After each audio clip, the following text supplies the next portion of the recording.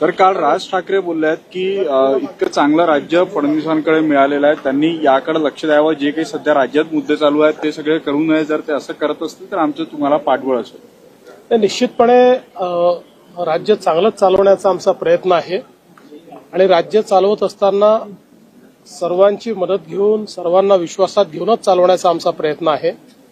मी काल त्यांचं भाषण पूर्ण ऐकू शकलो नाही, पण जेवढं मी ऐकलं त्यात काही महत्वपूर्ण मुद्दे ते बोललेले आहेत. निश्चितपणे त्याच्यावर आम्ही विचार करू, जे काही महत्वपूर्ण मुद्दे त्यांनी मांडलेले आहेत. आणि शेवटी राज्य चालवत असताना सगळ्यांना सोबत घेऊन चालवणं हाच खरं म्हणजे आमचं उद्दिष्ट आहे.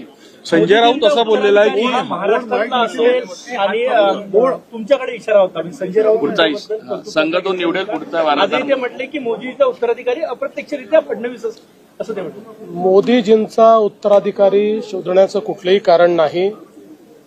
मोदीजी आमचे नेते आहेत.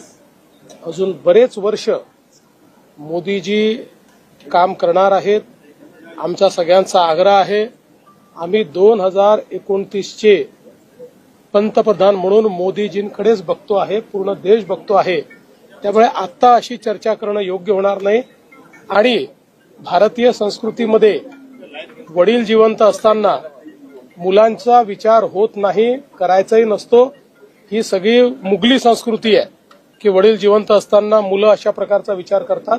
त्यामुळे आता कोणाचाही कुठेही उत्तराधिकारी निवडण्याचा वेळही आलेली नाही, तसा प्रश्नही नाही. आणि जोपर्यंत माझा विषय आहे, माझा त्याच्याशी संबंधही नाही. मशिदीवरील भोंगे हटवण्याबाबतही राज ठाकरेंनी महाराष्ट्र सरकारला विचार करण्याबाबत 100% जे नियमाच्या बाहेर आहेत आणि सुप्रीम कोर्टाने दिलेला जो आदेश आहे, या आदेशाचं तंतोतंत पालन महाराष्ट्र सरकार करेल.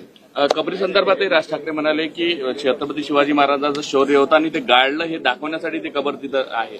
बघा, आमची भूमिका अतिशय स्पष्ट आहे की ही जी काही कबर त्या ठिकाणी आहे ही ASIची प्रोटेक्टेड कबर आहे. त्यामुळे आम्हाला औरंगजेब आवडो का न आवडो, कायद्याने 50, 60, 100 वर्षापूर्वी त्याला त्या काळामध्ये 60 वर्षापूर्वी प्रोटेक्शन मिळालेलं आहे. आणि म्हणून त्या ठिकाणी जे काही कायदा आहे त्या कायद्याचं पालन करणं ही आमची जबाबदारी आहे. हे मात्र निश्चित आहे, कुठल्याही परिस्थितीमध्ये औरंगजेबाच्या कबरीचं उदात्तीकरण, ग्लोरिफिकेशन आम्ही होऊ देणार. राज्यातील बँकांमध्ये मराठी भाषा वापरली जाते की नाही हे तपासण्याचे आदेश मनसैनिक